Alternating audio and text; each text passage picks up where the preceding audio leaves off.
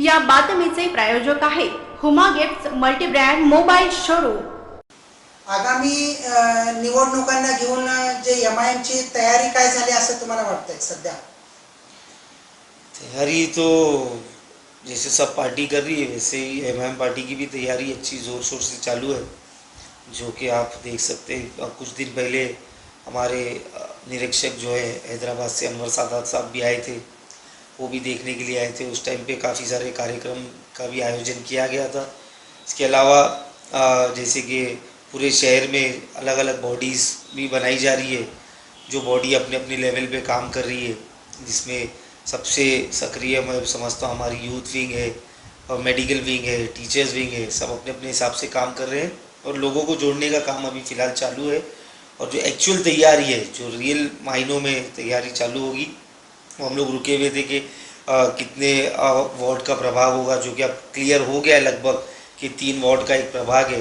तो अभी हम लोग रुके हुए हैं, वार्ड रचना के इंतज़ार कर रहे हैं। जिस दिन वार्ड रचना हो जाएगी उस दिन आप लोगों को मैं बताऊंगा कि हम लोग की क्या तैयारी हो चुकी है और आगे हम क्या करने वाले हैं। आने वाले चुनाव में तो ऐसा तय हुआ है, जो 100% खबर है कि 50% महिलाओं को रहेगा और 50% पुरुष के लिए रहेगा। तो क्या आपके पास महिलाएं उतनी रेडी है, तैयार है? क्या आपने कभी सोचा है इसके बारे में? नहीं, सबसे पहले तो ये बहुत अच्छा डिसीजन है। हमारी माँ बहनों को भी ये सत्ता में भागीदारी का, घर से निकलकर इलेक्शन लड़ने का मौका सरकार ही दे रही है, समझो रिजर्वेशन के तहत। तो ये बहुत अच्छा स्टेप है। हमारी औरतों को भी, हमारे वुमेन्स को भी शक्ति मिलेंगी। और रही बात हमारी पार्टी में महिलाओं की, तो कहीं ना कहीं मैं ये एक्सेप्ट करता हूँ कि MIM में थोड़ा महिलाओं की कमी है। तो लेकिन हमारी लेडीज़ विंग भी जो है वो भी बहुत सक्रिय है, काम कर रही है। और आने वाले वक्त में काफ़ी बड़े बड़े चेहरे हैं जो दूसरी पार्टियों के हैं, वो इच्छुक है हमारी पार्टी में आने के लिए। तो वो भी आप लोगों को पता चल जाएगा। और जितनी भी सीट्स हम लड़ेंगे, जहाँ से भी महिला होगी वहाँ से ऑब्वियसली महिला को ही हम लोग उतारेंगे। तो हमारे पास हम हर चीज़ से लैस हैं, वो महिला हो पुरुष हो, हमारे पास हर चीज़ की तैयारी है। महापालिका में अक्सर पिछले 5 सालों में देखा गया है कि आपके 1 या 2 नगर सेवक ही आक्रामक तरीके से बात करते हैं, बाकी कोई नगर सेवक को बात भी करने नहीं आता, ऐसा लोगों का कहना है। और उन आक्रामकता से नहीं काम कर रही है MIM। जिस तरह से बाहर बाकी वाले जो पक्ष करते हैं, प्रहार लेके करती है, लोगों को जो भी समस्या उसके बारे में जो आक्रामकता चाहिए, वो आक्रामकता अभी तक MIM की तरफ से दिखाई नहीं दी, ऐसे लोगों का कहना है।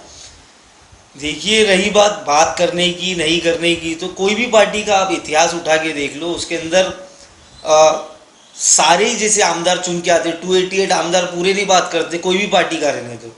उसमें से जो आक्रामक बोलो या अच्छा टॉकिंग पावर वाले लोग बोलो, चंद नेता ही होते हैं। और मेरा ये मानना है कि अगर वो लोग जीत के नगर पालिका जा रहे हैं या विधानसभा जा रहे हैं, उनको चुन के तो पब्लिक ही दे रही है। तो पब्लिक को उनके अंदर कुछ दिखता होगा, जैसे उनके अंदर कुछ लायकी दिखती होगी, तभी वो लोग चुन के दे रहे। रही बात आक्रामकता की, तो जहाँ आक्रामकता दिखानी है वहाँ दिखाएंगे। और लोगों के काम करने के लिए जो भी हम लोग मुमकिन कोशिश है वो पूरी कोशिश कर रहे हैं और वो करते रहेंगे।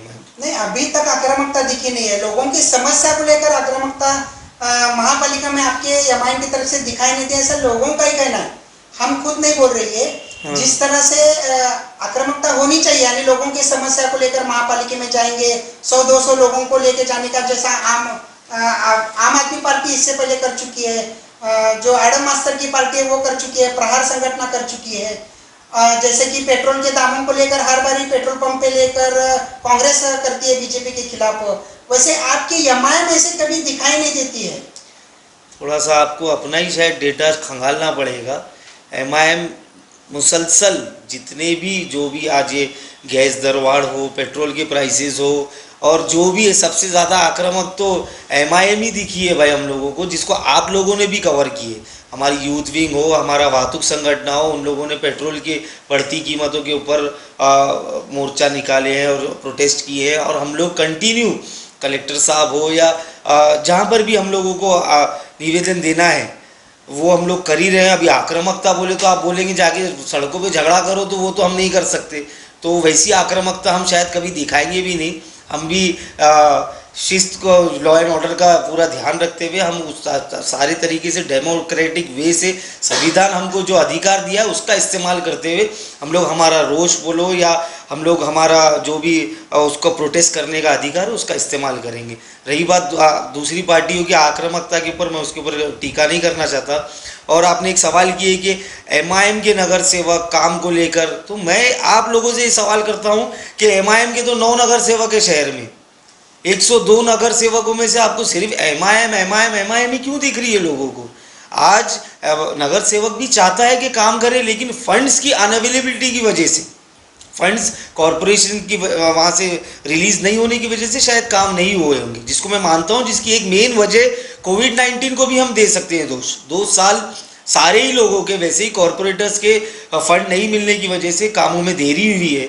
लेकिन आज जैसे आज सुबह का ही आप लोगों ने एक इवेंट कवर किए होंगे, आज हम लोगों ने शनिवार पेट प्रभाग 14 में हम लोगों ने कामों की ओपनिंग की, और बहुत जल्द अलग अलग एरियाज़ में प्रभाग 21 में भी हम लोग जाकर कामों का उद्घाटन करने वाले हैं। और ऐसे जहाँ पर भी है लोग, तो जहाँ पर भी हमारे चुन के हुए आए लोग हैं वो लोग कोशिश कर रहे हैं और काम को अंजाम दे रहे हैं।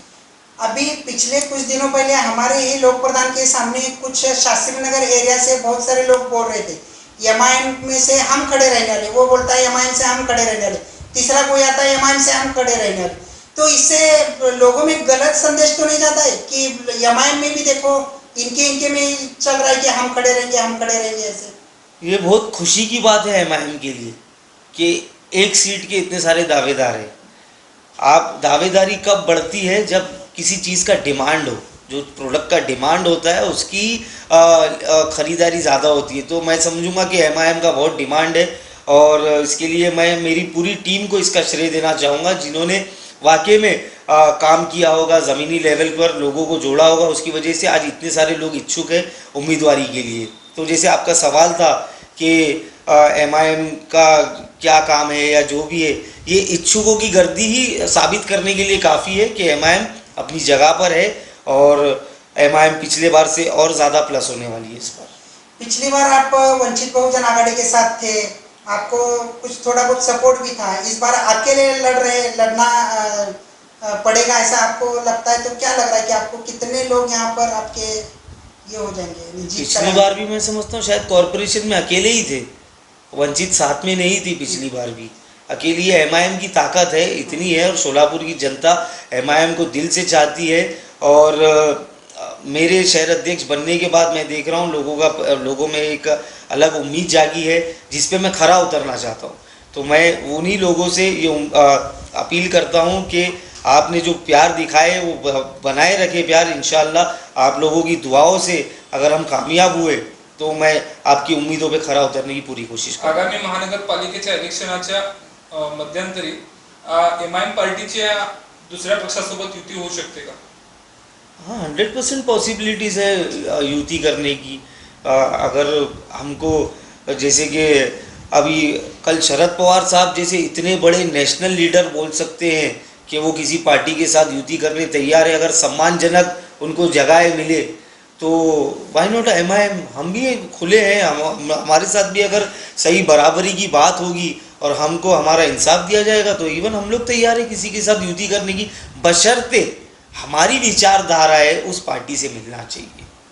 तो जिसकी विचारधारा है, जिसका एजेंडा एक है, हम उस पार्टी के लिए ओपन है अलायंस करने के लिए। आखिरी सवाल है कि एमआईएम के जो अभी जो 6 नगर सेवक 7 नगर सेवक जो भी अलग पक्ष में गए हैं, तो कहीं ना कहीं लोगों में लग रहा है कि एमआईएम अभी यहाँ पे 0 पे रहेगी, या तो एमआईएम नहीं, जो एक आदमी थे पहले उनके वजह से एमआईएम थी और आगे रहेगी, ऐसा लगता था। लेकिन अब वही लोग नहीं है, तो क्या लगता है आपको कि क्या होगा अभी? नहीं, मैं बार बार बोलता हुआ आया हूँ, पार्टी से नेता होता है, नेता से पार्टी नहीं होती है। तो कोई रहे नहीं रहे वो फ़र्क नहीं पड़ता है। मेरी आने वालों को मैं वेलकम करता हूं हमारी पार्टी में, जाने वालों को उनके आगे के सफ़र के लिए उनको शुभकामनाएं देता हूं। तो मैं नहीं समझता कि ये जो जनता है, ये जनता किसी एक शख्स को देखकर अपना वोट, हमारे लिए एमआईएम का मतलब है हमारे बैरिस्टर असदुद्दीन ओवैसी साहब, जो इस पार्टी के नेशनल प्रेसिडेंट है। लोगों के दिलों में उनके प्रति जो सम्मान है, जो इज्जत है, वो जो प्यार है, उसकी वजह से आज एमआईएम पूरे देश में, आज आप देख सकते हैं हर जगह हम लोग इलेक्शन लड़ रहे हैं और हम लोगों को बहुत अच्छा रिस्पांस मिल रहा है। तो आने जाने वालों से कोई फ़र्क नहीं पड़ता है हम लोगों को। हम लोग हमारी पूरी ताकत से इलेक्शन लड़ेंगे। बाकी इन द एंड जनता के हाथ में, जनता जो फैसला देगी हम लोगों को कबूल है। क्या लगता है चुनाव में आपके बैरिस्टर साहब यहाँ आकर लोगों को बताएंगे, सभा वगैरह होंगी, हो सकती है उनकी? देखिए, अगर परमिशन होंगी कोविड-19 के तहत, अगर रेस्ट्रिक्शंस अगर ढीला किया जाएगा, अगर सभाएं होंगी और सब पार्टी की सभा होंगी, तो हमारे बैरिस्टर असदुद्दीन ओवैसी साहब की भी सभा होगी और वो 100% आएंगे। अब ओवैसी साहब ही नहीं, हमारी पूरी हमारे खासदार इम्तियाज़ जलील साहब भी आएंगे और भी हमारे आमदार हैं जो दूसरे स्टेट्स में भी आज माशाल्लाह, गुजरात में, बिहार में भी हमारे आमदार हैं, कॉरपोरेटर्स हैं। वो सारी टीम आएगी और हम लोग पूरी ताकत के साथ हम लोग इस इलेक्शन में उतरने वाले हैं। और क्या लगता है, नहीं, हम लोगों को लग चुका है कि आने वाला 2022 का इलेक्शन एमआईएम के लिए बहुत बेहतरीन रिजल्ट्स लेकर आएगा इंशाल्लाह। शहर मध्य के एरिया में ही चुनाव लड़ेगी या बाकी शहर के हिस्से में भी लड़ेगी? यानी सवाल ऐसा है मेन कि मुस्लिम बहुवर जो बस्ती रहती है वहाँ पे ही एमआईएम लड़ना चाह रही है या कई और जगह पर भी है? देखिए, एज शहर अध्यक्ष फारूक शाब्दी ने बहुत पहले ही ये बोल चुका था कि ये एमआईएम जो है सिर्फ मुसलमानों के लिए नहीं है और मुसलमानों की बात करने वाले नहीं हैं। हम हर समाज को करीब कर रहे हैं और हर समाज से हम लोगों को काफ़ी अच्छा सपोर्ट मिल रहा है। तो हम लोग सब जगह अप्रोच कर रहे हैं और इतर समाज के भी दूसरे जो भाई बहनें हमारे हम लोगों से संपर्क में हैं। तो हम लोग मुस्लिम बाहुल एरियाज़ ही नहीं, दूसरे भी जो एरियाज़ हैं, हम लोग वहाँ से इलेक्शन लड़ेंगे, बशर्ते हम लोगों को वैसे उम्मीदवार मिले जो कि कड़ी टक्कर दे सके। तो हमारा मकसद है अच्छा स्ट्राइक रेट रखते हुए, ऐसे ही सब जगह लड़ना नहीं है और हम लोगों को भी कंफ्यूज नहीं होना है। अच्छा स्ट्राइक रेट रखते हुए हम लोग बेस्ट पॉजिटिव रिजल्ट जो आ सकता है हम लोग वैसी तैयारी कर रहे हैं। और हर समाज को मैं आपके माध्यम से अभी अपील कर रहा हूँ कि हमारे दरवाजे खुले हैं, आप आइए और इस जो ये हिस्सेदारी लेने की बात हम करते हैं, जो ये सत्ता के भागीदार बनने की बात करते हैं, उसमें भागीदार बनिए और अपने हमारी पार्टी को अपनाइए और सब साथ में मिलकर लड़ाई लड़ेंगे सबके अधिकार पाने के लिए।